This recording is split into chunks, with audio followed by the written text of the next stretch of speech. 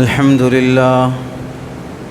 لله نحمده ونستعينه ونستغفره ونؤمن به ونتوكل عليه ونعوذ بالله من شرور أنفسنا ومن سيئات أعمالنا من يهده الله فلا مضل له ومن يضلله فلا هادي له ونشهد أن لا إله إلا الله ونشهد أن محمدًا عبده ورسوله أما بعد فقد قال الله تبارك وتعالى في القرآن المجيد والفرقان الحميد أعوذ بالله من الشيطان الرجيم بسم الله الرحمن الرحيم لئن لم ينته المنافقون والذين في قلوبهم مرض والمرجفون في المدينة لنغرينك بهم ثم لا يجاورونك فيها إلا قليلا صدق الله العظيم وقال النبي صلى الله عليه وسلم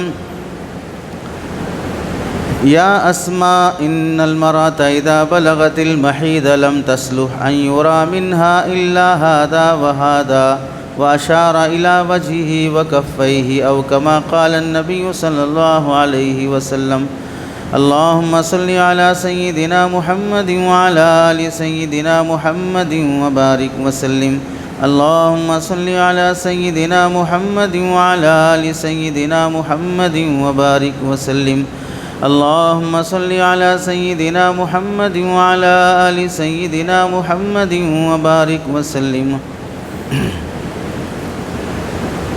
میرے محترم عزیزوں، بزرگوں اور دوستوں، گزشتہ جمعہ جو عنوان باقی رہ گیا تھا اسی کی تکمیل ہے۔ پردے کی اہمیت اور اس سے متعلق صحابیات کے واقعات، جس سے ہماری خواتین کو سبق حاصل ہو کہ پاکیزہ دور میں ان خواتین نے پردے کا کتنا اہتمام کیا، تو آج کے ناپاک دور میں ہم یا ہماری خواتین بے پردگی کرتے ہوں تو کس قدر افسوس کی بات ہے اور فتنہ پھیلنے اور فتنہ پروری کی بات ہے۔ قرآن مجید کی آیت میں اللہ رب العزت ارشاد فرماتے ہیں لئن لم ينتہ المنافقون والذین فی قلوبہم مرض، اگر یہ لوگ نہیں رکیں گے، المنافقون نفاق والے، والمرجفون فی المدینۃ، اور وہ لوگ جو شہر میں شر کی باتیں پھیلا رہے ہیں، لنغرینک بہم، پھر ہم ان لوگوں کے خلاف کھڑے ہو جائیں گے، ثم لا یجاورونک فیہا الا قلیلا، پھر یہ لوگ تمہارے ساتھ نہیں رہ سکیں گے مگر چند دن۔ یہ سورہ احزاب کی آیت نمبر 60 میں اللہ تعالیٰ فرماتے یہ ہیں کہ نبی علیہ السلام کے زمانے میں آزاد عورتیں اور باندیوں کا لباس الگ الگ تھا۔ پھر جو عورتیں مسلمان نہیں ہیں، بے پردہ ہیں، بے حیا ہیں، وہ عورتیں اپنے حساب سے چھوٹے کپڑے، ٹائٹ کپڑے، تنگ کپڑے پہنا کرتی تھیں، تو ایسے بے حیائی کے کپڑے پہن کر جب بازار میں نکلتی تو اس زمانے کے یہودی جو شریر قسم کے تھے اور منافقین جو بظاہر اپنے کو مسلمان کہلاتے اور اندر سے وہ بھی کافر اور منافق اور یہودی ہی تھے، وہ ایسی عورتوں کو جو بے حیائی کے کپڑے پہن کر نکلتے تھے انہیں چھیڑا کرتے تھے۔ اور یہ بات انسانی فطرت کے لحاظ سے کامن ہے۔ مثلاً ہے کہ اگر آج کے زمانے میں بھی کوئی لڑکی کالج میں یا کمپنی میں یا آفس میں یا مارکیٹ میں ایسے کپڑے پہن کے آئے جیسے کسی فلم کے گانے کے موقع پر ہیروئن ڈانس کرنے کے لیے پہنتی ہے، چھوٹے چھوٹے پیسز ہوں اور اس کا سینہ دکھ رہا ہو، کمر دکھ رہی ہو، پیٹھ دکھ رہی ہو، اور اس کے پورے گھٹنے کے نیچے کے پوری پنڈلی اس کی دکھ رہی ہو، اور اسٹائل کے ساتھ وہ پوز لیتے ہوئے باہر نکلے گی اور آئے گی، تو لامحالہ نوجوان لڑکا اس کا دل مائل ہوگا اور وہ سیٹی بجائے گا، آنکھ مارے گا اور اشارے کرے گا، کچھ بھی بدتمیزی والی حرکتیں چھیڑ چھاڑ کی کرے گا۔ شریف نوجوان ایسا نہیں کرتے ہیں، لیکن عام طور سے نوجوان نہ بھی کرے تو بھی اس عورت، اس لڑکی کے بارے میں ان آس پاس رہنے والے لڑکوں کے دل میں کچھ نہ کچھ خیال، گندا خیال پیدا ہو ہی جائے گا۔ اس نے بتایا نہیں اپنی زبان سے کہ میں ایسی بے حیا بدچلن ہوں، میرے بارے میں تم برا سوچو۔ ڈریس بتا رہا ہے کہ تم اچھی ذات کی نہیں ہو، تم اچھی اخلاق کی نہیں ہو، تمہارا کیریکٹر اچھا نہیں ہے، اسی واسطے تم نے اپنا جسم کا کچھ حصہ چھپایا اور زیادہ حصہ دکھایا۔ دکھانے کا مطلب یہ ہے کہ تم اپنے آپ کو چھپانا نہیں چاہتے ہو، اپنے آپ کو دکھانا چاہتی ہو۔ تو دکھانا جب چاہتی ہو تو پھر دیکھیں گے، اور دیکھنے کے بعد اس کا ریاکشن ہوگا، اور جو ریاکشن ہوگا وہ کوئی اچھا نہیں ہوگا۔ تو اس زمانے میں بھی یہودیوں نے اور منافقوں نے ایسا ہی کیا کہ جو بے حیا بازاروں میں نکلتے تھے چھوٹے کپڑے کا پہن کر، ان کو چھیڑا کرتے تھے۔ نبی علیہ السلام پردہ کا حکم نازل ہونے کے بعد مسلمان عورتوں کو یہ تاکید فرما دی کہ جب بھی گھر سے باہر نکلو اور ضرورت کی وجہ سے مجبوری میں نکلو تو پورے برقعے اور پردے اور حیا کے ساتھ نکلو۔ تو اب جن عورتوں کو ضرورت ہوتی وہ عورتیں پورے برقعے، حیا اور پردے کے ساتھ باہر نکلتی، تو ان کی فطرت میں چونکہ خباثت تھی، آنے جانے والیوں کو چھیڑا کرتے تھے، تو یہ بدچلن یا بے پردہ عورتوں کو چھیڑنے کے ساتھ ساتھ با پردہ عورتوں کو بھی چھیڑنا شروع کر دیے۔ وہ تو ظاہر سی بات ہے، عورت کی مجبوری ہے گھر سے باہر نکلنا۔ آج بھی بہت سی مرتبہ عورت بیوہ ہے، بیٹا نہیں ہے، باپ نہیں ہے، کوئی سہارا نہیں ہے، یا پورا خاندان الگ الگ ہو چکا، اب وہ کسی کے گھروں میں برتن دھو کر کام کر کے گزارا کرتی ہے تو اسے نکلنا پڑے گا۔ بعض مرتبہ کوئی نہیں ہے، ڈاکٹر کے پاس جانا ہے، تنہا جانا پڑے گا۔ بعض مرتبہ شوہر آفس میں ہے اور بچہ اسکول میں ہے، لانے کے لیے عورت کو جانا پڑے گا۔ بہت سی مجبوریاں ہوتی ہیں جس میں شریعت نے بھی اجازت دی ہے کہ مجبوری کے موقع پر آپ گھر سے باہر جا سکتے ہیں۔ تو ان عورتوں کو جو باپردہ ہیں اور ضرورت کی بنیاد پر باہر نکل رہے ہیں، ان کو بھی وہ لوگ چھیڑنے لگے۔ نبی علیہ السلام تک یہ خبر پہنچی تو اس موقع پر اللہ تعالیٰ نے یہ آیت نازل فرمائی، لَئِن لَّمْ يَنْتَهِ الْمُنَافِقُونَ، یہ منافق اور بدماش قسم کے لوگ اگر ایسی حرکتوں سے باز نہیں آئیں گے، وَالْمُرْجِفُونَ فِي الْمَدِينَ وَالَّذِينَ فِي قُلُوبِهِم مَرَضٌ، اور وہ لوگ جن کے دلوں میں کھوٹ ہے، خباثت ہے، گندگی ہے، وہ لوگ بھی باز نہیں آئیں گے۔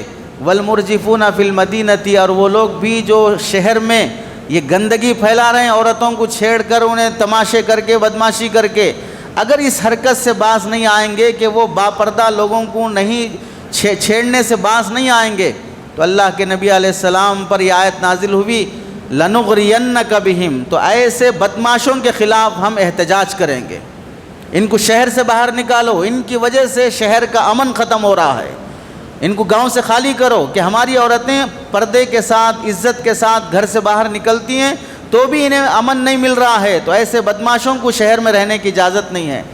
لَنُغْرِيَنَّكَ بِهِمْ ثُمَّ لَا يُجَاوِرُونَكَ فِيهَا إِلَّا قَلِيلًا، پھر جب ہم کھڑے ہو جائیں گے ان کو شہر سے بھگانے پر، تو پھر ان میں سے کوئی یہاں پر ٹک نہیں سکتا، اگر کوئی ٹکے گا بھی چند دن ٹکے گا بس، ورنہ ہم اسے بھی یہاں پنپنے نہیں دیں گے۔ تو آپ اس آیت میں سمجھنا اور غور کرنا کیا ہے، وہ یہ ہے کہ اللہ تعالیٰ تنبیہ اور شہر بدر کرنا اور گاؤں سے خالی کرنے کا حکم کب نازل فرمایا، یہ وعید، یہ تنبیہ کب نازل فرمائی، جب عورتیں پردے کے ساتھ ضرورتاً اور مجبوری میں نکلتی تھیں پھر بھی انہیں چھیڑا جاتا تھا، تب اللہ نے سخت پہلو اور سخت اسٹینڈ لیا۔ اور اگر عورتیں ایسی ہیں کہ بھئی وہ خود آفر کر رہی ہیں اور چھوٹے چھوٹے کپڑے پہن رہی ہیں، وہ خود پوز لے رہی ہیں، وہ خود اشارے کر رہی ہیں، خوشبو لگا کر نکل رہی ہیں، لباس بے حیاؤں کا پہن رہی ہیں، تو ایسے موقع پر چھیڑ چھاڑ ہونا تو ایک کامن بات ہے۔ ایسے موقع پر اگر کوئی آدمی چھیڑے گا، اشارے کرے گا، تو پھر ہنگامہ کرنا اور جوتا مارنا، گریبان پکڑ لینا، ویڈیو کے سامنے لانا، تو پھر کہا جائے بھئی پہلے اپنے آپ کو تو چھپاؤ تاکہ ہم کنٹرول میں آ سکیں۔ یہ تو نہیں ہوگا کہ بھئی ہم برقعے آنکھوں پہ پردہ ڈال کے پھریں اور آپ ننگے پھرتے رہیں، ہم نقاب پہن لیں اور آپ آدھے آدھے کپڑے پہن کے پھرتے رہیں۔ مرد اور عورت میں اللہ تعالیٰ نے فطری طور پر جیسے لوہے اور میگنیٹ میں کشش ہوتی ہے ایک دوسرے کے اندر، ویسا مرد عورت میں اللہ تعالیٰ نے کشش رکھی ہے، اور ایسے کپڑے پہن کر باہر نکلو گے تو چھیڑنے کے واقعات ہوں گے، ایسے ہی بے موقع نکلو گے تو بھی واقعات ہوں گے۔ اسی واسطے مغرب کے بعد، سورج غروب ہونے کے بعد، رات کے اندھیرے میں موجودہ زمانے میں آنے جانے سے منع اسی لیے کیا جاتا ہے۔ پہلا زمانہ الگ تھا، اس زمانے کے منافقین اور فاسق اور فاجر بھی شام ہوتے ہی شراب پی کے سو جایا کرتے تھے۔ آج کے زمانے کے جو فاسق اور فاجر ہیں وہ دن بھر سوتے ہیں، رات میں اٹھتے ہیں، اور ان کی بدماشیاں پوری رات میں ہوتی ہیں۔ تو زمانہ منافقوں کے، فاسقوں اور فاجروں کے حساب سے بھی بدل گیا۔ تو اس لحاظ سے آج کے زمانے میں مسلمان عورت کا رات میں کہیں تنہا آنا جانا یہ خطرے سے خالی نہیں ہے۔ اور آپ جانتے ہیں حیدرآباد کے علاقے میں ہی چند سال پہلے ایک لیڈی ڈاکٹر رات کے 12-1 بجے اپنے ہاسپٹل سے آتے ہوئے اس کے ساتھ جو بلاತ್ಕಾರ ہوا اور اس کی عزت لوٹی گئی اور اسے مارا گیا، یہ سب واقعات موجود ہیں۔ یہ کب ہوئے؟ رات میں تنہا نکلنے کی بنیاد پر۔ پتہ کیا چلا؟ بے موقع بھی نہیں نکلنا اور بے حجاب اور بے پردہ بھی نہیں نکلنا، ورنہ عزت خطرے میں پڑ جاتی ہے۔ اس سے سمجھانا کیا ہے؟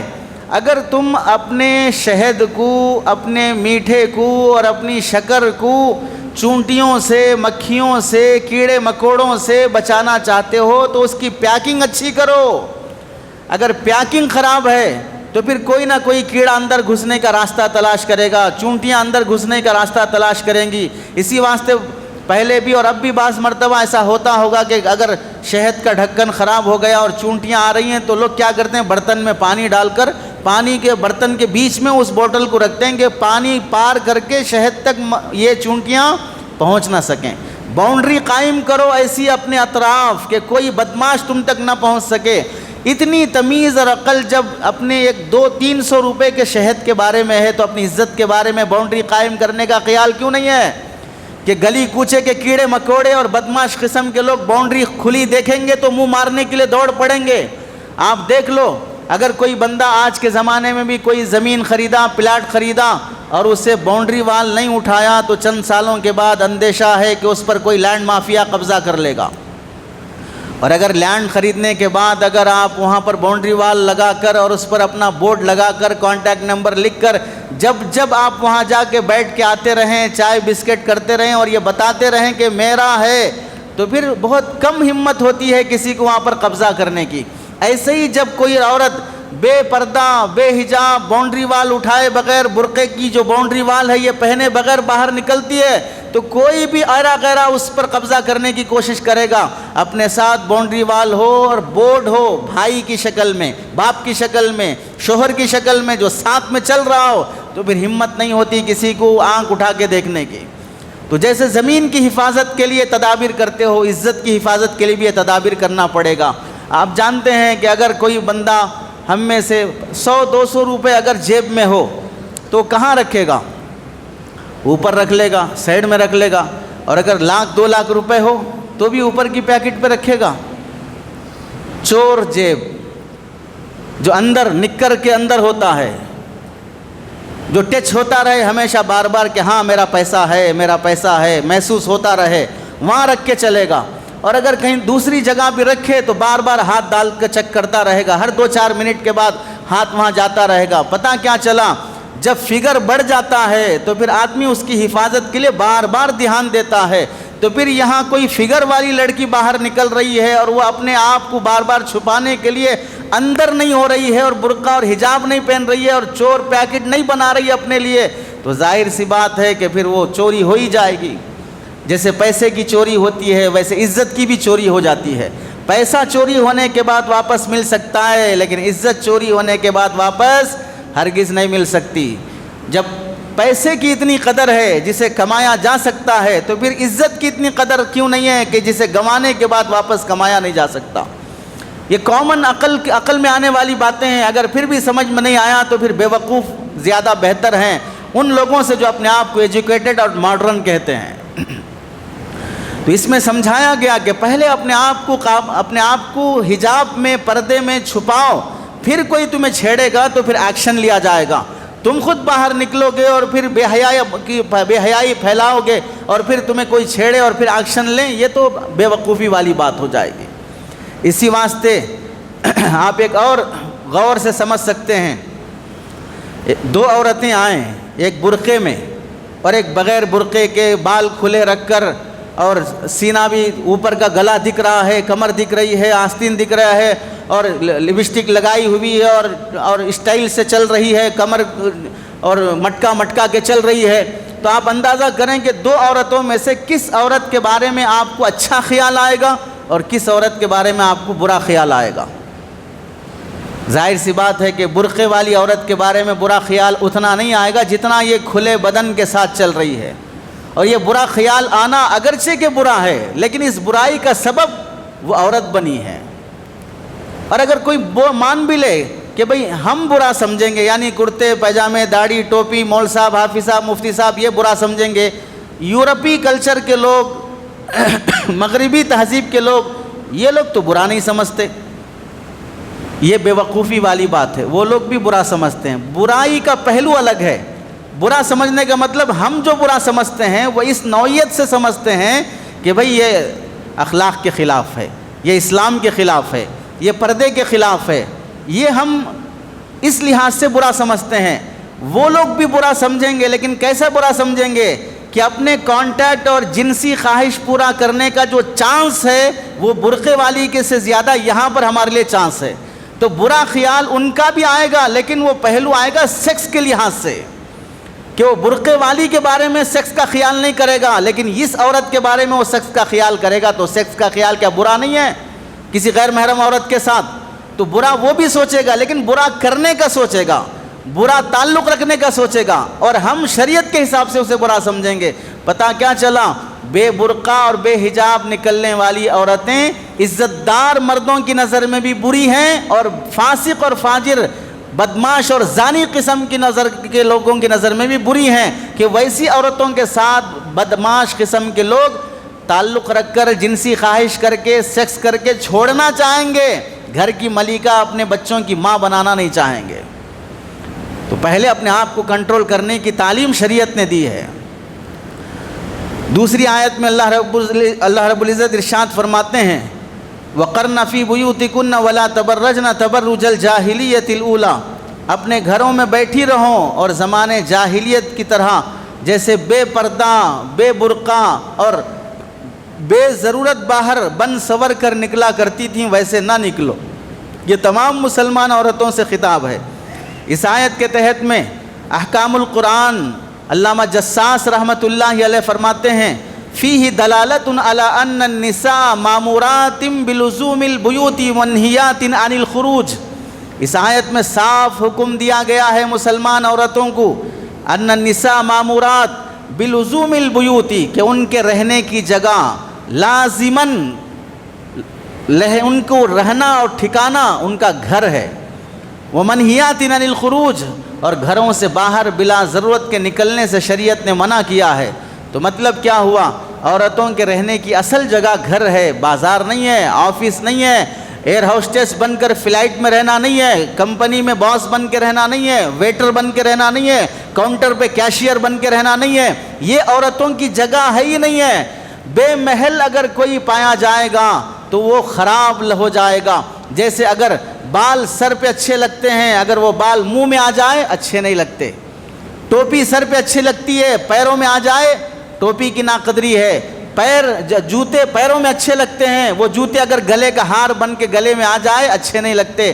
پتہ کیا چلا؟ ہر چیز کی ضرورت ہے، جوتوں کی بھی ضرورت ہے، بالوں کی بھی ضرورت ہے، لیکن جگہ اس کی الگ الگ ہے۔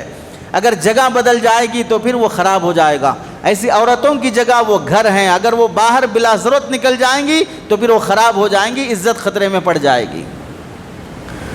حدیث میں اللہ کے نبی علیہ السلام فرماتے ہیں، حضرت ام سلمہ رضی اللہ تعالیٰ عنہا راویہ ہیں، انہا کانت عند رسول اللہ صلی اللہ علیہ وسلم، اور حضرت میمونہ اور حضرت ام سلمہ دونوں اللہ کے نبی علیہ السلام کے پاس تھیں۔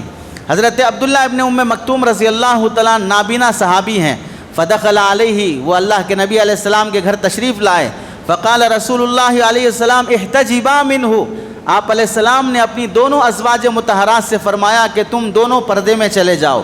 آنے والے صحابی عبداللہ ابن ام مکتوم یہ نابینا ہیں، نظر نہیں آتا، تو نظر نہیں آئے گا تو دیکھیں گے نہیں کسی کو۔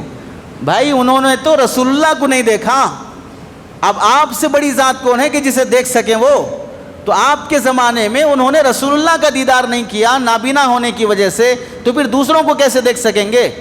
تو نابینا شخص کے گھر آنے پر، اور یہ ایسے نہیں ہے جیسے آج کل کے ہم جیسے لوگ ہیں کہ اوپر سے تو شریف دکھ رہے ہیں، اندر سے موقع ملے گا تو پھر چٹ کر جائیں گے. وہ اتنے پاکیزہ تھے کہ رسول اللہ صلی اللہ علیہ وسلم نے اپنے مدینہ سے باہر جانے کے موقعوں پر 10 مرتبہ انہیں مدینہ کی مسجد نبوی کا امام بنایا. رسول اللہ نے جنہیں اپنے مصلی پہ کھڑا کیا ہو تو آپ اندازہ کر لیں کہ وہ شخص کیسے ہوں گے.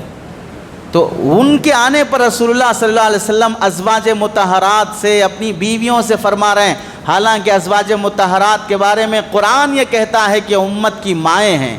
ماں پر جیسے یہ غلط نظر ڈالنا ایک بہت بڑا جرم اور حرام ہے، اور کوئی ڈالتا بھی نہیں ماں پر بری نگاہ، تو یہ بھی امت کی مائیں ہیں، ان پر بری نگاہ ڈالنے کا خیال بھی نہیں آتا، پھر بھی پردے کا حکم ہے. تو ان صحابیہ نے کیا فرمایا؟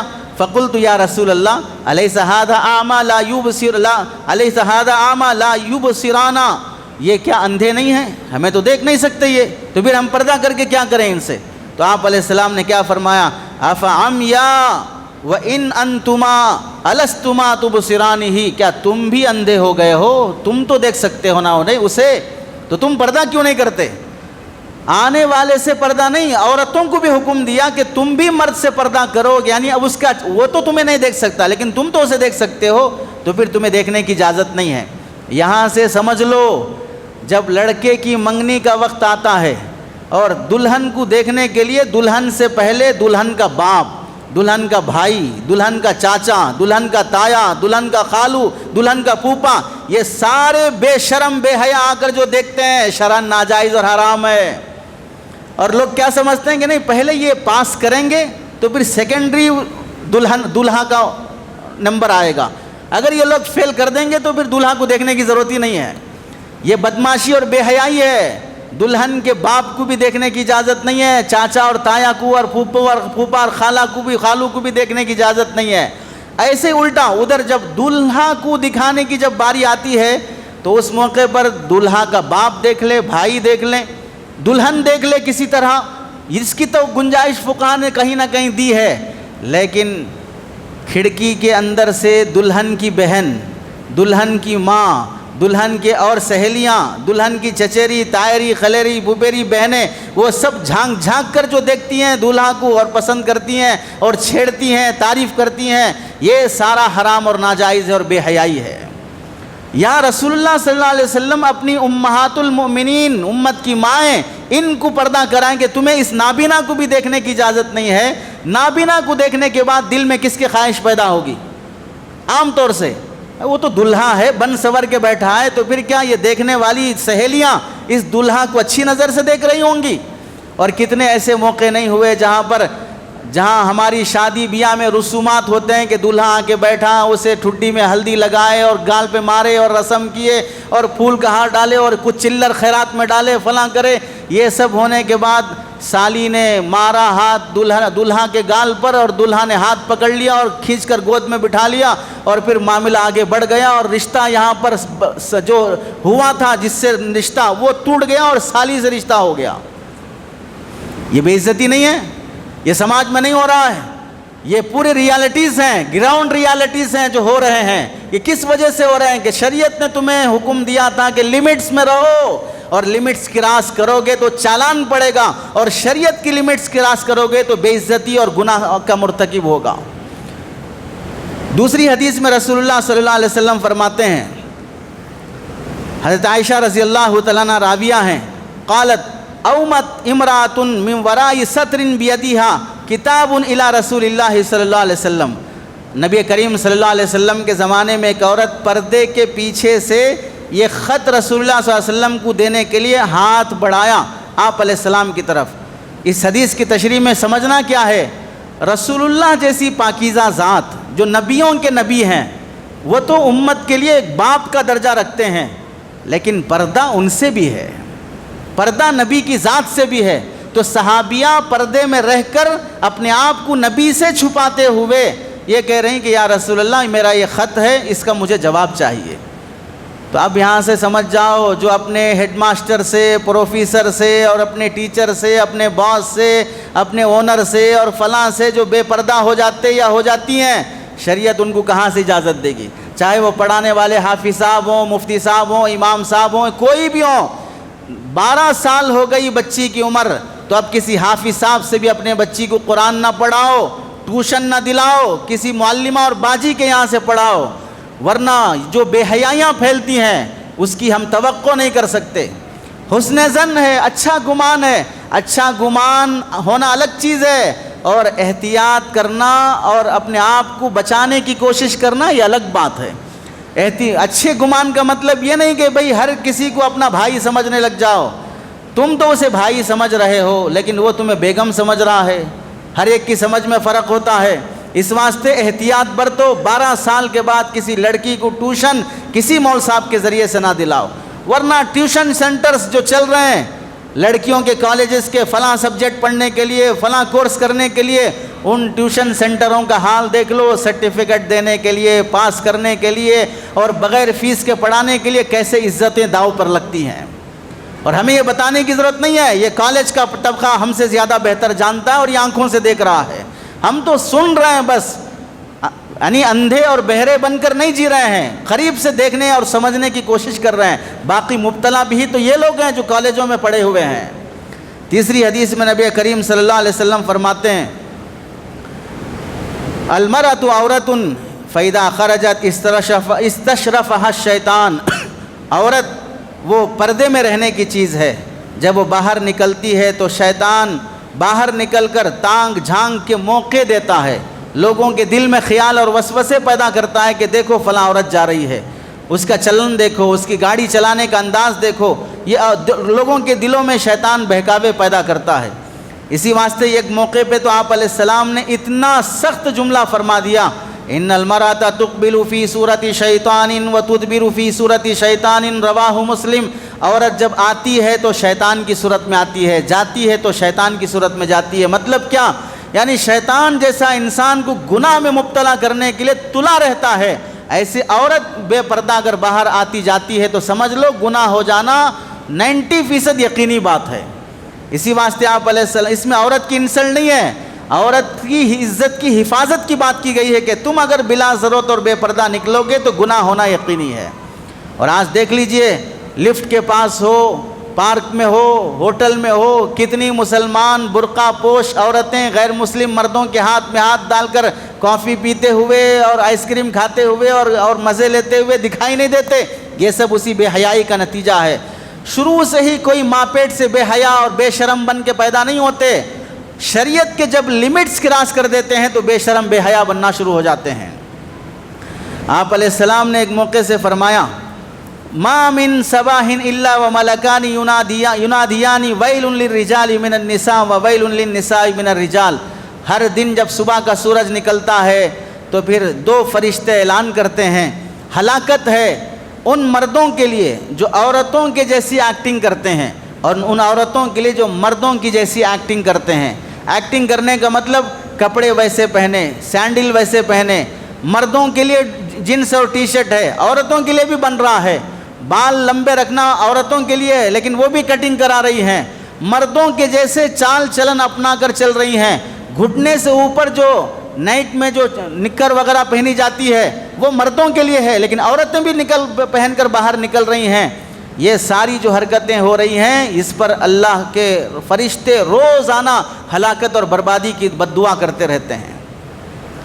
اسی واسطے آپ علیہ السلام نے ایک موقع سے فرمایا ما ترکت بعدی فتنۃ اضر علی الرجال من النساء، بخاری کی روایت ہے میں نے اپنے بعد مردوں کو سب سے زیادہ فتنے میں مبتلا کرنے والی چیز اگر کوئی چھوڑی ہے وہ عورتیں ہیں، جو سب سے زیادہ مردوں کو فتنے میں مبتلا کر سکتے ہیں۔ اسی واسطے ایک حدیث میں آپ علیہ السلام فرماتے ہیں،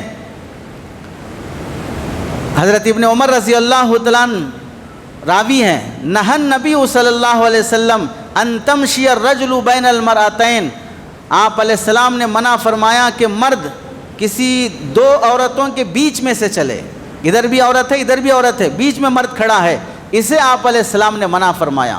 ایسے مرد کی نہ دل کا خیال اور نہ دماغ کا سوچ کوئی محفوظ نہیں رہتا، اس سے بے حیائی پھیلتی ہے۔ اب تو کیا ہے، لڑکا اس کے بازو لڑکی، پھر لڑکا اس کے بازو لڑکی، اور کو سسٹم اسکولوں میں ایسے بٹھاؤ کہ ایک لڑکے کے بازو لڑکی، لڑکے کے بازو لڑکی، ایسا سب بازو بازو بیٹھے ہیں. اس سے کیا ہوگا؟ لڑکیوں کا کانفیڈنس بڑھے گا کہ ہم بھی مردوں کے برابر ہیں. بڑھے گا، مردوں کے برابر ہیں. مرد کو مونچھ نکلتی ہے اور تمہیں جیسے ہی مونچھ نکلے تو بیوٹی پارلر بھاگتے ہو. تو کانفیڈنس آئے نا، پھر برابری میں آؤ. وہ مونچھ رکھ کے ہاتھ پھیرتا ہے، تمہیں جب مونچھ نکلے تو تم بھی ہاتھ پھیرو. نہیں، وہاں تو چکنا چاہیے اور یہاں پر کانفیڈنس چاہیے. کانفیڈنس بڑھنے کے بعد نتیجہ کیا ہوتا ہے؟ نتیجہ یہ ہوگا کہ افیئر میں مبتلا ہوں گے. نتیجہ یہ ہوگا کہ ایک دوسرے کو چھیڑ چھاڑ ہوگی. نتیجہ یہ ہوگا کہ ایک دوسرے کی عزت داؤ پہ لگے گی. یہ کانفیڈنس بننے کا مطلب ہوا. لعنت ہے ایسے کانفیڈنس پر جس میں عورت کی عزت خطرے میں پڑ جاتی ہے. اور جتنے اسکول اسلامک اسکول کے نام پہ چل رہے ہیں وہ اسلام کے نام پہ داغ اور دھبا ہیں، جہاں پر لڑکے کو لڑکی کے بازو بٹھا رہے ہیں اور اسے اسلامک اسکول کا نام دے رہے ہیں. اسلام اس کو پسند ہی نہیں کرتا، جائز ہی نہیں قرار دیتا، تو پھر تمہارا اسکول اسلامک اسکول کیسے ہوا؟ ہاں، تم یہ بول لو کہ میرا اسکول مسلم مینجمنٹ اسکول ہے، اسلامک اسکول نہیں ہے.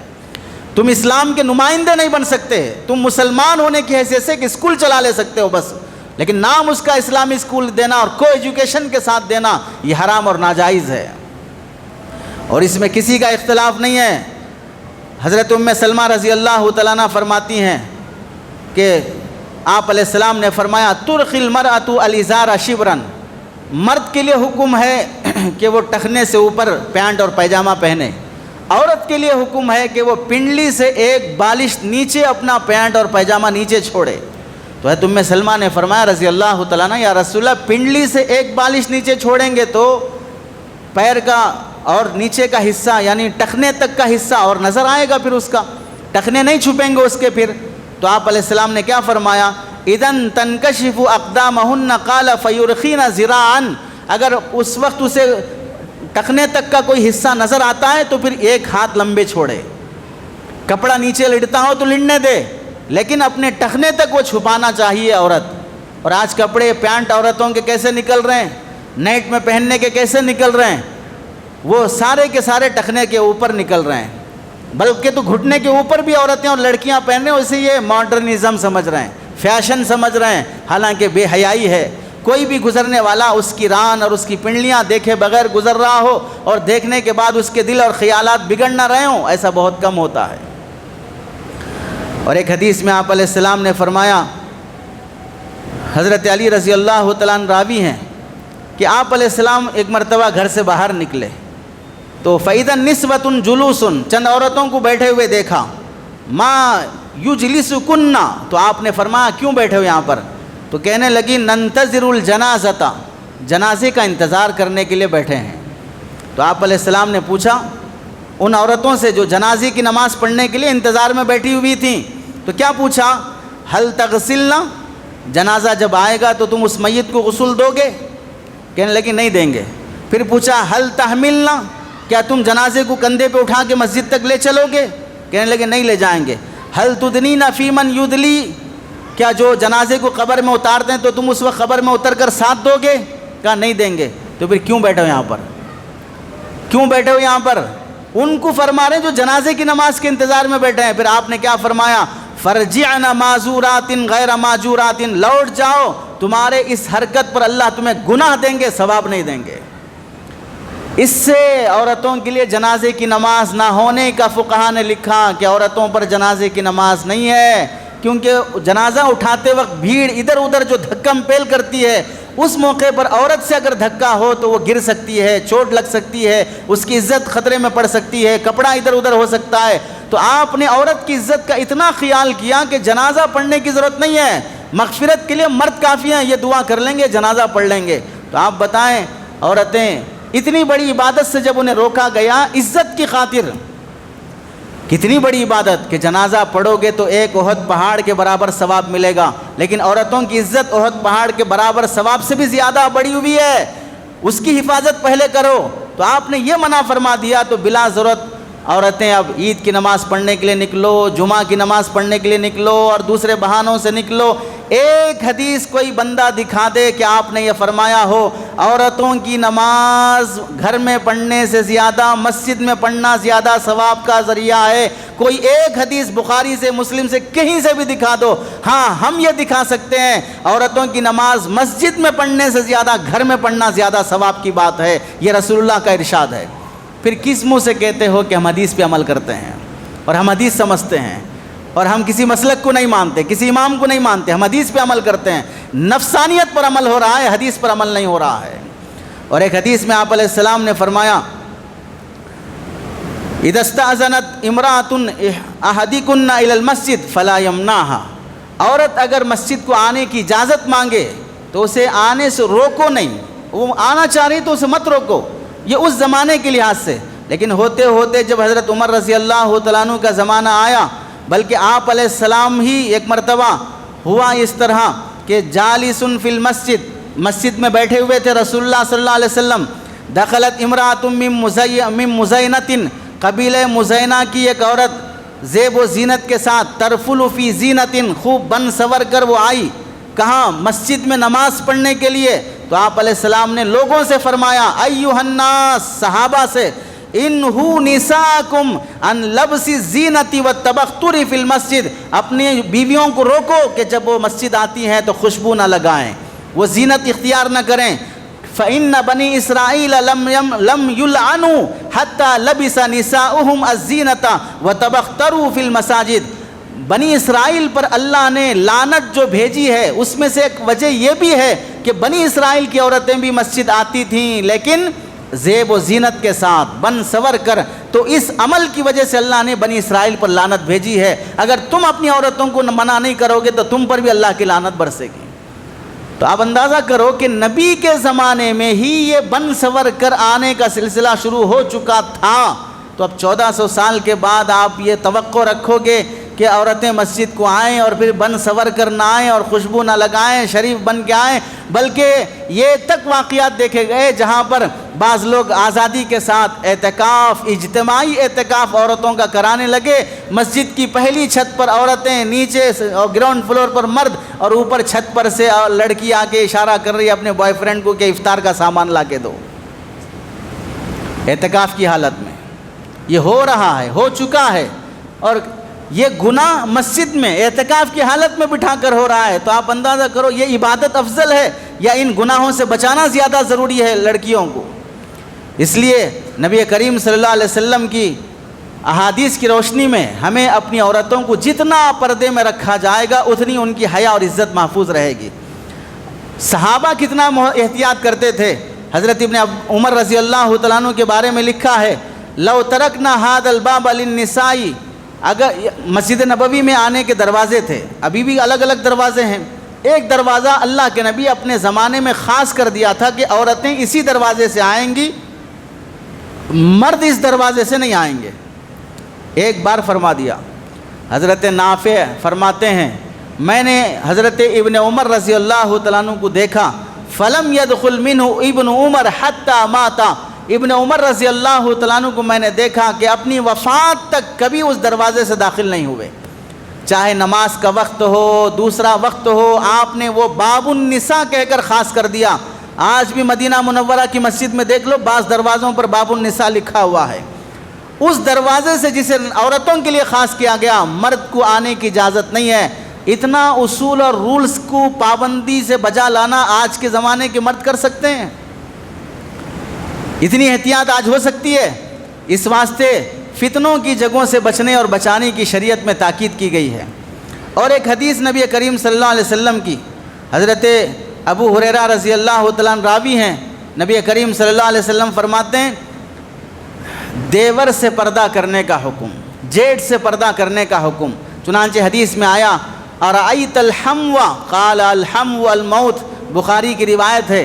دیور اور جیٹ سے پردہ کرنے کے بارے میں یا رسول اللہ آپ کیا فرماتے ہیں؟ تو آپ علیہ السلام نے فرمایا دیور تو موت ہے۔ موت کا مطلب کیا ہے؟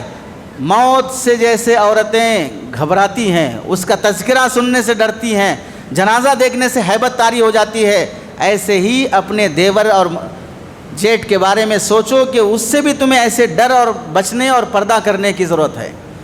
آج جن گھروں میں جوائنٹ فیملی ہے، جیٹ دیور بھاوت چھوٹے بڑے سب مل کے رہتے ہیں، ایک ساتھ بیٹھ کے کھانا کھاتے ہیں، ایسے موقع پر کیا ہم سوچ سکتے ہیں کہ گھر میں بھاوج کھانا پکا رہی ہے، گھر میں جھاڑو دے رہی ہے، برتن دھو رہی ہے، کپڑے سکھنے ڈال رہی ہے، بستر جھاڑ رہی ہے اور گھر کی صاف صفائی کر رہی ہے، اس موقع پر ساڑی پہنی ہوئی ہے اور پلو لے کر کمر میں اٹکائی ہوئی ہے اور ادھر گلا دکھ رہا ہے، کمر دکھ رہی ہے، دیور آتے جاتے ہوئے اس پر نظر ڈالے گا تو کیا اس کی نیت اور سوچ صاف رہے گی؟ جو رات کی تنہائیوں میں موبائل میں گندی تصویریں اور گندے ویڈیوز دیکھ رہا ہے، وہ صبح ہونے کے بعد اپنی بھاوج کے کمر یا اس کا پیٹ یا اس کا گلا دیکھے گا تو اس کی نیت اور سوچ خالی رہے گی؟ کتنے گھروں میں ایسے واقعات پیش نہیں آ گئے جہاں پر بھاوج پر ہاتھ ڈالنے کی نیت سے یا بھاوج غسل کرنے جا رہی ہو تو اس وقت چھپ کر دیکھنے کی نیت سے یا رات کی تنہائی میں بھائی اور بھاوج کے بیڈ روم کو جھانکنے کی نیت سے کتنے بدماش بھائیوں نے جھانکنے کی اور تانکنے کی کوشش نہیں کی ہوگی؟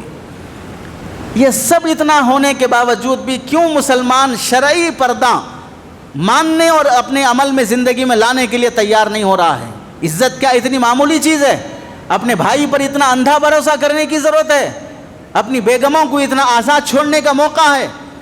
کیوں رسول اللہ صلی اللہ علیہ وسلم اس زمانے میں فرما رہے ہیں کہ دیور تو موت ہے، تو پھر گھر میں کوئی دودھ والا، اخبار ڈالنے والا، کوئی سبزی لانے والا، اب کوئی سویگی سے، زومیٹو سے اور کسی اور سے سودا سامان لا کے دینے والا، کپڑے دھلوانے کے لیے دھوبی اور استری کرنے کے لیے دھوبی کوئی آ رہا ہو، اس سے گھر کی عورت بے پردہ ہو کر آمنے سامنے ہو کر لیتی اور دیتی ہو تو اس کی نیت خراب نہیں پڑے گی؟ اگرچہ کہ آگے کے اسٹیپ نہیں ہوں گے، لیکن یہ نظر بھی کیا کوئی معمولی چیز ہے کہ ہر ایرا غیرہ ہمیں دیکھتا پھرے، ہماری گھر والیوں پر نظر ڈالے؟ غیرت مندی کے خلاف ہے۔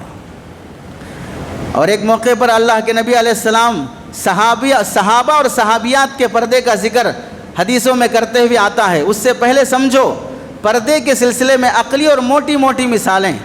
پردے کی مثال ایسی ہے جیسے کسی بھی پھل اور فروٹ کی حفاظت کے لیے اللہ تعالیٰ جس طرح چھلکا اوپر چڑھاتے ہیں، وہی مثال عورتوں کے برقعے کی ہے۔ موز ہے، بنڈی پر چھلکے کے ساتھ بکتا ہے، خرید کر کھانے والے چھلکے کے ساتھ نہیں کھاتے، حالانکہ ریٹ چھلکے کا بھی لگا ہے، چھلکا اتار کر کھاتے ہیں۔ اگر بیچنے والا یہ سوچے میرے گاہکوں کو چھلکا اتارنے کی تکلیف نہ ہو، اس لیے میں پورے موز کے چھلکے پہلے اتار کر مغز رکھ کر میں بیچوں گا، تو آپ اور ہم میں سے کون عقل مند ہے جو یہ سوچے گا کہ جزاک اللہ، شکریہ آپ کا کہ آپ نے چھلکا پہلے ہی اتار دیا اور ہمارا کام آسان کر دیا، یہ سوچ کر چھلکے اترے ہوئے موز بنڈی پر سے خرید کے لے جا کے کھانا چاہے گا؟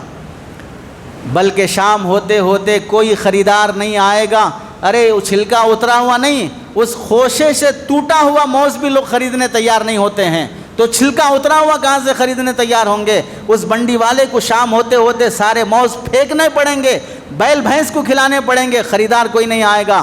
کیوں؟ وجہ کیا ہے؟ چھلکا اترنا ہے لیکن پبلک میں نہیں، وہ تنہائی میں جانے کے بعد۔ چھلکا اترنا ہے گاہک کے پاس نہیں، جب ہم خرید کر اپنا بنا لیں گے تب اترے گا۔ ایسے ہی جب لڑکی اپنی بنی نہیں ہے، بیوی بنی نہیں ہے، اس سے پہلے اس کا ڈریس اتر گیا تو اسے کوئی اپنانے کے لیے تیار نہیں ہوگا، وہ پبلک پلیس میں اتر رہی ہے۔ ہم جب اسے اپنا لیں، اپنی کسٹڈی میں لے لیں اور اپنی بیگم بنا لیں، تب ایک دوسرے کے لیے وہ تنہائی میں وہ برہنہ ہوتے ہوں تو ان کے لیے شریعت اجازت دیتی ہے۔ جیسے یہاں مغز کی حفاظت چھلکے سے ہے، عورت کی عزت کی حفاظت اس کے لباس اور برقعے سے ہے۔ اب اس سے اور سمجھ لیں، آپ تربوز خریدو، خربوز خریدو، انار خریدو، کوئی بھی فروٹ خریدو جو چھلکے کے ساتھ بکتا ہو، وہ چھلکا اس کا باڈی گارڈ ہے، محافظ ہے۔ چھلکا چڑھنا اس انار اور اس تربوز اور خربوز کے لیے قید خانہ، جیل اور کسٹڈی نہیں ہے، اس کی حفاظت کا ذریعہ ہے۔ تو جو لوگ سمجھتے ہیں کہ برقع عورت کے لیے قید ہے، یہ بے وقوف اور احمق ہیں، ان موٹی موٹی مثالوں سے نہیں سمجھ سکتے۔ چلیے اور آگے سمجھ لیتے ہیں عقلی طور پر وکیل کا ڈریس کیسے ہوتا ہے۔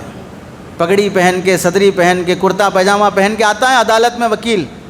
اگر آ جائے تو اپنا مقدمہ اور کیس اسے دینے کے لیے تیار ہوں گے؟ نہیں ہوں گے۔ ڈاکٹر کیسے آتا ہے؟ سفید کوٹ پہن کر اور اپنے گلے میں وہ اسٹیتھوسکوپ لگا کر وہ آتا ہے۔ اگر وہ حجام کا استرا لے کر اور سر پہ وہ کسان کا تولیہ اور رومال باندھ کر آ جائیں ہاسپٹل میں، آپریشن کرانے تیار ہوں گے؟ نہیں ہوں گے۔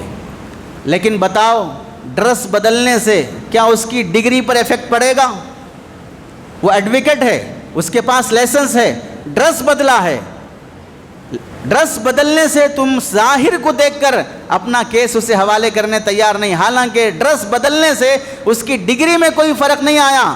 وہ جج ہے، وہ ایڈوکیٹ ہے، وہ ڈاکٹر ہے، ڈریس بدلا ہے، ڈگری میں کوئی ایفیکٹ نہیں آیا، اس کی صلاحیت وہی ہے پوری، وہ آپریشن کر سکتا ہے، لیکن ڈریس بدلنے پر آپ اس پر بدگمان ہو جاتے ہو کہ یہ ڈاکٹر ہے کہ نہیں ہے، یہ وکیل ہے کہ نہیں ہے، یہ جج ہے کہ نہیں ہے۔ پھر ایسے ہی عورت ہی ہے، لیکن ڈریس جب بدل جاتا ہے تو آدمی بدگمان ہو جاتا ہے کہ پاک دامن ہے کہ نہیں ہے۔ صرف ڈریس بدلا ہے، بس بدلنے پر ہی آدمی بدگمان ہو جاتا ہے کہ پاک دامن ہے کہ نہیں ہے۔ تو جیسے یہاں آدمی اپنے ڈریس کوڈ سے اپنا ڈگری ہونا دکھاتا ہے کہ میں یہ ڈریس میں ہوں تو میری یہ ڈگری ہے، میں یہ ڈریس کوڈ پہنا ہوں تو میری یہ ڈگری، پولیس کی، ملٹری کی، ٹرافک پولیس کی، جج کی اور لائر کی، سب کا اپنا اپنا ڈریس کوڈ ہے۔ یہ ڈریس کوڈ ان کی ڈگری کو بتاتا ہے۔ عورت کا برقع، عورت کا پردہ اس کی حیا کو بتاتا ہے۔ یہاں ڈریس اتر گیا، ڈگری کے بارے میں ڈاؤٹ ہوگا، وہاں برقع اور پردہ اتر گیا تو حیا کے بارے میں ڈاؤٹ ہوگا۔ تو یہ لباس ہمارے حیا اور ڈگری کو بتاتا ہے کہ کتنے پرسنٹ اس کے اندر حیا اور پردہ ہے، عزت ہے۔ اس واسطے بے وقوفی والی حرکتیں نہ ہو کہ آدمی برقعے اور پردے کو قید اور آزادی سمجھے۔ صحابیات کی زندگیاں دیکھیں۔ حضرت عائشہ رضی اللہ تعالیٰ عنہ فرماتی ہیں نبی علیہ السلام کے زمانے میں عورتیں مسجد آتی تھیں فجر کی نماز پڑھنے کے لیے، کیونکہ صبح صبح منافق اور فاسق فاجر بھی نماز کو نہیں اٹھتا ہے تو کوئی چھیڑے گا نہیں، عام آدمی تو نمازی ہے وہ کیوں چھیڑے گا۔ تو کیسے آتی تھی؟ صلاۃ الفجر، یعنی یشہدن مع رسول اللہ صلاۃ الفجر متلفعات بمروطہن، ایسے آتی تھیں فجر کی نماز میں کہ اپنی چادروں کو لپیٹے ہوئے چاروں طرف سے، اور ثم ینقلبن الی بیوتہن حین یقضین الصلاۃ لا یعرفہن احد من الغلس، اور فجر کی نماز پڑھتے ہی فوراً اپنے گھروں کو لوٹ جاتی، ابھی اندھیرا رہتا، نماز کے بعد کوئی مصلی اپنے جگہ سے اٹھ کے پیچھے نہیں آتا، اندھیرے میں ہی فوراً گھر سے واپس نکل جاتی تاکہ کسی کی ہم پر نظر نہ پڑے۔ تو آپ دیکھیں عبادت بھی ہو رہی ہے، عزت کی حفاظت بھی ہو رہی ہے۔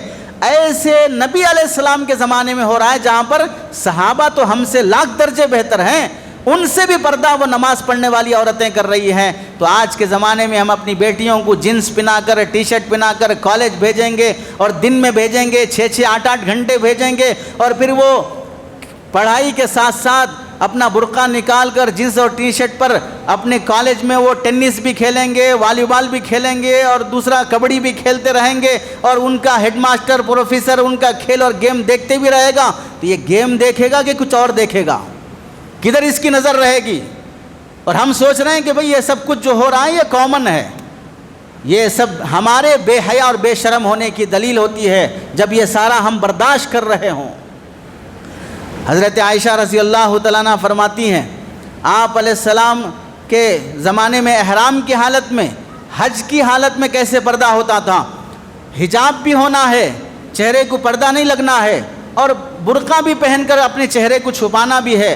تو آپ علیہ السلام کے ساتھ جب صحابیات حج کے لیے گئیں، کان الرکبان یمرون بنا ونحن مع رسول اللہ صلی اللہ علیہ وسلم، سواریاں ہمارے سامنے سے گزرتی، ہم رسول اللہ کے ساتھ ہوتے احرام کی حالت میں، فَإِذَا حَاذَوْا بِنَا سَدَلَتْ إِحْدَانَا جِلْبَابَهَا مِنْ رَأْسِهَا إِلَى وَجْهِهَا، جب کوئی قافلہ ہمارے برابر میں آ جاتا، عورتیں فوراً اپنے چہرے پر پردہ ڈال لیتی جب تک وہ قافلہ آگے نہیں بڑھ جاتا۔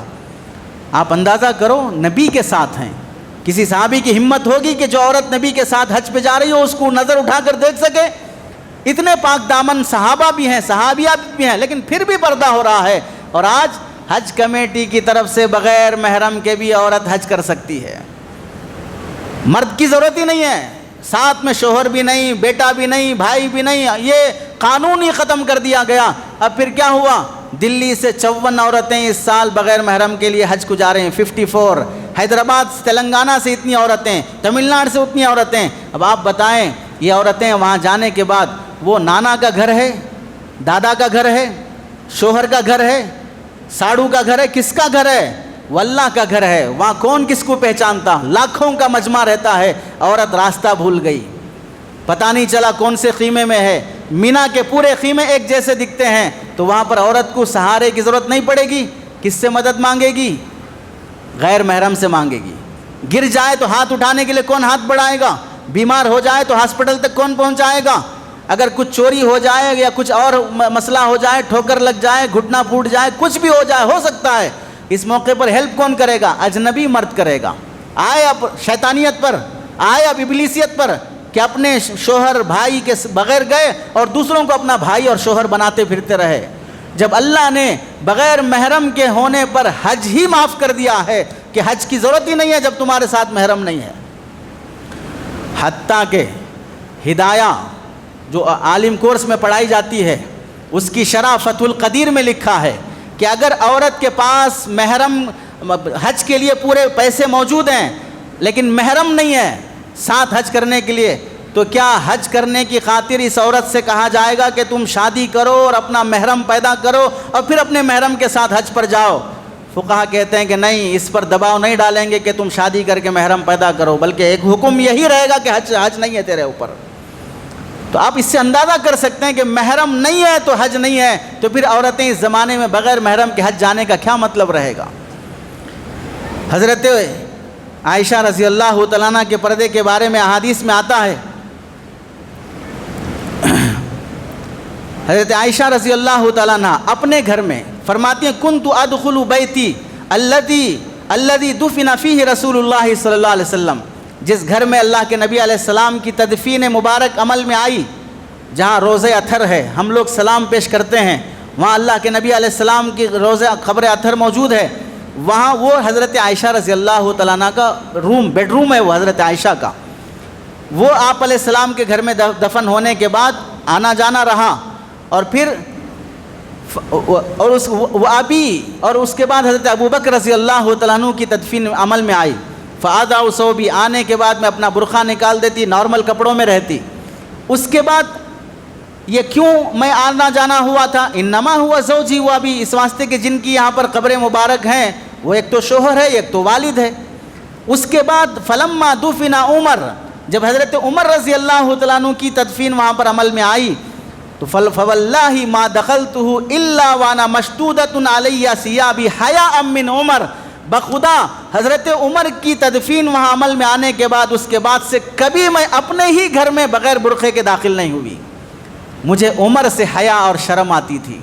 اور وہ حضرت عمر کہاں ہیں؟ زمین کے اندر قبر میں دفن ہیں، ان سے حیا کر رہی ہیں حضرت عائشہ رضی اللہ تعالیٰ عنہ، یہ امت کی ماں ہیں، اور انہی عائشہ کے نام پر رکھنے والی عائشہ فاطمہ کتنی وہ ہیں جو بوائے فرینڈ بنا کر گھوم رہی ہیں۔ کیا منہ دکھائیں گی کل امی جان عائشہ رضی اللہ تعالیٰ عنہ کو، جو اپنے گھر میں قبر میں دفن ہوئے شخص سے پردہ کر رہی ہوں، اور یہاں پر کسی کے بائک میں لفٹ لے کر پیچھے چپک کے بیٹھ کے سواریوں پر اور پارکوں میں ادھر ادھر گھومتے ہوئے بے حیائی والی حرکتیں کر رہی ہوں۔ حضرت عائشہ رضی اللہ تعالیٰ عنہ کے متعلق ہی لکھا ہے، حیا کے سلسلے میں ایک مرتبہ عمرے کے لیے تشریف لے گئیں تو ساتھیوں نے کہا، سہیلیوں نے، کہ چلیے حجر اسود کا بوسہ لیتے ہیں، تو حضرت عائشہ رضی اللہ تعالیٰ نے فرمایا نہیں، مردوں کے بھیڑ میں گھس کے بوسہ لینا یہ بے حیائی ہے، بوسہ لینے کے لیے حجر اسود کا آگے نہیں بڑھیں۔ کیا ایسا پردہ آج ہماری عورتیں مطاف میں طواف کرتے ہوئے کرتی ہیں؟ کتنی عورتوں کو آپ نے دیکھا نہیں ہوگا حجر اسود کا بوسہ لینے کے لیے گھس رہی ہیں، اور کعبے کا پردہ چھونے کے لیے گھس رہی ہیں، اور حتیم میں نماز کے لیے گھس رہی ہیں۔ خیر حتیم کا مسئلہ تو اب وہاں کی پولیس نے حل کر دیا، عورتوں کو الگ وقت میں مردوں کو الگ وقت میں چھوڑنے کا وقت اوقات طے کر دیے گئے۔ اب مسئلہ یہ ہے کہ ہم کو اوقات کیا وہ نہیں معلوم ہے، بیچارے پریشان گھومتے رہتے ہیں، حتیم کب کھلے گا کب کھلے گا۔ لیکن حضرت عائشہ رضی اللہ تعالیٰ عنہ کے طواف کے سلسلے میں یہ آیا کہ حجر اسود کو بوسہ دینے کے لیے بھی آگے نہیں بڑھی، اور ان کے ایک شاگرد ہیں اسحاق ابن راہوے، تابعی ہیں، صحابہ کو دیکھنے والے، نابینا ہیں، اندھے، نظر نہیں آتا، یہ پڑھنے کے لیے حضرت عائشہ رضی اللہ تعالیٰ عنہ کے پاس آئے تو حضرت عائشہ پردہ آڑے کر کے کہنے لگے ادھر بیٹھو، پردے کے پیچھے سے پڑھاتی ہوں۔ تو وہ تابعی کہنے لگے امی جان میں تو اندھا ہوں، میں دیکھ نہیں سکتا، آپ مجھ سے پردہ کر رہی ہیں۔ تو حضرت عائشہ رضی اللہ تعالیٰ نے فرمایا کہ میں تو اندھی نہیں ہوں، میں تو دیکھ سکتی ہوں، تو مجھے تو پردہ کرنا ہے تم سے۔ تو آپ اندازہ کریں حضرت عائشہ رضی اللہ تعالیٰ عنہ کی عمر اس وقت 50 سال کے آس پاس ہو چکی ہے، اور امت کی ماں ہیں، نابینا صحابیہ سے، نابینا تابعی اور اپنے شاگرد سے پردہ ہو رہا ہے۔ اور آج اسکولوں میں پڑھانے والے ٹیچر کیا اپنے اسٹوڈنٹ سے ایسے ہی ہو رہا ہے؟ کتنے لیڈی ٹیچروں کا اپنے اسٹوڈنٹ سے تعلقات اور نامناسب واقعات کی خبریں نہیں پھیلتی ہیں۔ اس لیے اپنی زندگی حیا پر باقی رکھنا چاہتے تو واپس لوٹو انہی صحابیات کی زندگی کی طرف، تب جا کے عزت اور حیا محفوظ رہے گی۔ اور واقعات کتابوں میں لکھے ہیں۔ حضرت ام خلاد رضی اللہ تعالیٰ عنہ کا واقعہ مشہور ہے، اپنے بیٹے کی وفات پر جو انہوں نے حیا کی کہ صحابہ کو بھی تعجب ہوا۔ ایسے ہی حضرت حفصہ بنت سیرین، یہ محمد بن سیرین رحمۃ اللہ علیہ کی بہن ہیں، ان کے پاس کوئی طالب علم پڑھنے کے لیے آتا تو پردے کی آڑ میں پردہ ڈال کر پڑھایا کرتی۔ عمر کیا تھی؟ 80 سال کے آس پاس۔ شاگرد کہتے کہ قرآن میں تو ہے والقواعد من النساء اللاتی، وہ عورتیں جو بالکل اینڈ کو پہنچ چکی ہیں کہ وہ نہ شادی نہ خیال نہ بیوی بچہ کچھ بھی نہیں ہو سکتا، ان کے لیے تو شریعت اجازت دیتی ہے۔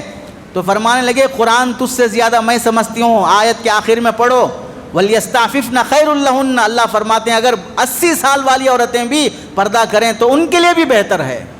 تو جب قرآن یہاں تک کہہ رہا ہے تو پھر آج کے نوجوان 17-18 سال کی لڑکیاں اپنے بہنوی کے سامنے بے پردہ نکلیں تو پھر بتائے بہنوی کی نظر سالی پر غلط نہیں پڑے گی؟ اس سے اہل علم کو بھی سبق ملتا ہے۔ صحابہ کی غیرت کیسے تھی؟ جوان صحابی، غزوہ خندق کا موقع ہے، صحابہ مدینے سے باہر نکل کر خندق کھود رہے ہیں، دوپہر کا وقت ہے، پورا مدینہ خالی ہو چکا ہے، سب خندق کی جگہ پر ہیں۔ ایک نوجوان صحابی، نیا جوڑا، ابھی شادی ہوئی تھی، خیال آیا بیوی کے پاس، دوپہر کڑی دھوپ 12-1 بجے نکلے، گھر پر پہنچا تو دیکھا کہ بیگم دہلیز پر کھڑی ہوئی ہے۔